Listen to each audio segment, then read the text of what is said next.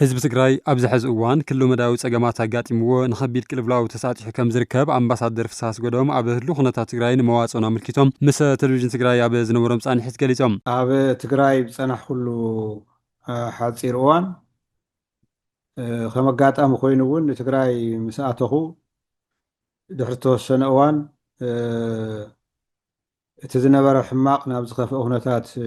እናማዕበለ ዝኸደሉ እዩ ነይሩ። ንኣብነት ናይ ሓደ ሰሙን ዝኸውን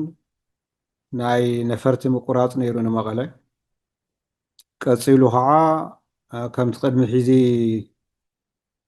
ቅድሚ 5 ዓመታት 6 ዓመታት ዝነበረ ናይ ዕፅዋን ክባን እናተኻረረ ዝኸደሉ ናይ ባንኪ ስራሕ ጠጠው ዘበለሉ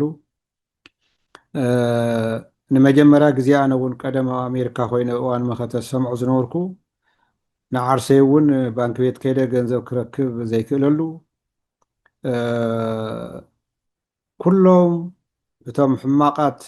ምልክታት ዝሰረኣይሉ እዩ ነይሩ። ድሌት ህዝቢ ትግራይ ሰላም ምዃኑ ዝገለጹ ኣምባሳደር ፍስሓ ኣስገዶም እንተኾነ ግን ቀንዲ ዋናት ህዝቢ ንጎኒ ገዲፍካ ክኸውን ከም ዘይኽእል ኣርድዮም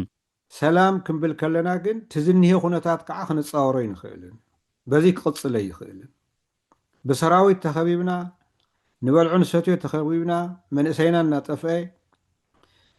ፍትሒ ርትዕን እኳ ግደፍዎ ከይንነብር ሰብኣዊ ሓገዝ ተይቀረ ተኸልኪልና ህዝብና ካብ ተፈናቐልቲ ካምቦ ዘይወፀ ሉዓላውነትና ዘረጋገፅና ከዓ ክንቅፅል ኣይንኽእልን ኣብቲ ናይ መጨረሻ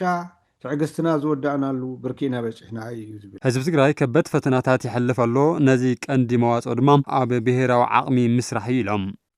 መዋፅኦና ኣብ ህዝብና ኣብ መኸተ ሓይልታትና እዩ እዚ ኩነታት እዚ ክቕፅል የብሉን ብዓለም ሕብረተሰብ ተቐባልነት ዘለዎ ንኽንነብር ዘኽእለና መዋፅኦ ኣብ ሓፂር መዓልቲ ጌርና እንካብ ዝሕዝነናዮ ፀገማት ክንወፂና ኢለ እየ ዝኣምን